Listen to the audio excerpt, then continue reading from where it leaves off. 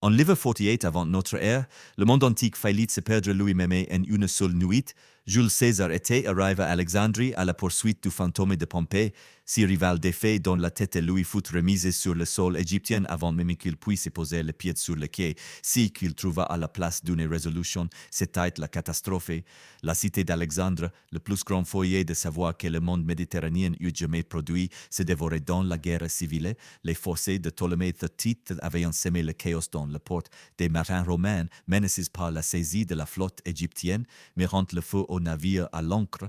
Les flammes ne resteront pas sur l'eau, elles traverseront les chantiers navals, les entrepôts le long du front de mer, en direction du quartier où quelque chose d'irréplacable s'était accumulé depuis 200 ans, la bibliothèque d'Alexandrie renfermée. Dans ces murs les tables astronomiques grâce auxquelles les marins naviguaient en haute mer, les traits d'ingénierie qui avaient édifié aqueducs et ponts à travers le monde antique, des manuscrits médicaux compilés à partir des traditions égyptiennes, grecques, babyloniennes et persées, des œuvres mathématiques qui n'avaient pas été copiées ailleurs, la pensée accumulée de civilisations à travers les siècles, non préservée par sentiment, mais parce que génération après génération de savants avaient compris que le savoir, une fois perdu, n'est pas simplement redécouvert, il disparaît.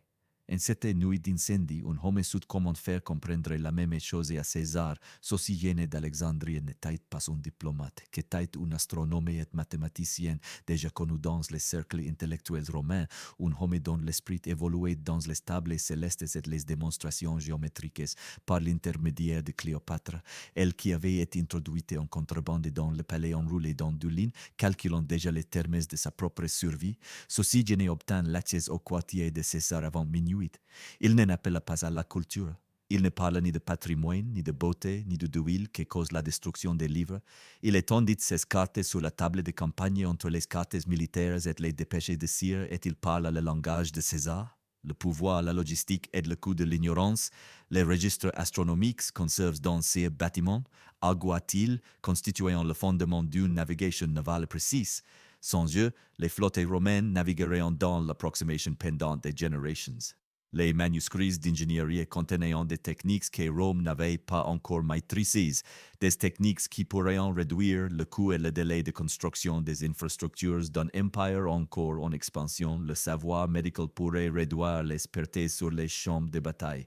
Les calculs des rendements céréaliers étaient essentiels pour nourrir une capitale qui ne pouvait plus se suffire du seul sol italien. Brûler ces bâtiments, lui dit Sosygène, et Rome gagnant pour le protéger, être mérité du levier de toutes les civilisations qui l'ont précédé. César écouta jusqu'à l'aube. Avant le changement de la garde matinale, il émit un ordre de protection militaire, désignant la bibliothèque, le muséum et toutes les académies affiliées comme actifs romains protégés sous sanction militaire. Des ingénieurs et des vigiles furent redirigés du port vers le quartier de la bibliothèque. Des structures furent démolies pour créer des coupe-feux. Des tranchées de sable furent creusées à travers les rues de pierre dans les dernières heures de l'obscurité. Des légionnaires tiendront la ligne contre les flammes, approchant avec des outils, de l'eau et cette discipline épuisée particulière aux hommes à qui l'on a ordonné de tenir une position et qui ont l'intention de le faire. Le feu atteignit les murs de pierre et la terre dégagée. Il ne trouva plus rien à consumer. Vers le milieu de la matinée, le quartier de la bibliothèque était noirci de suie et marqué par les flammes, mais intact. Cléopâtre, qui avait orchestré la rencontre aussi précisément que n'importe quelle campagne militaire, présenta immédiatement l'ordre de César comme la sanction divine de son règne, preuve que la reine qui avait uni Rome et la sagesse était la légitime héritière de l'autorité ancestrale de l'Égypte. Le comte de Ptolémée XIII perdit la guerre de propagande aussi complètement que la guerre militaire.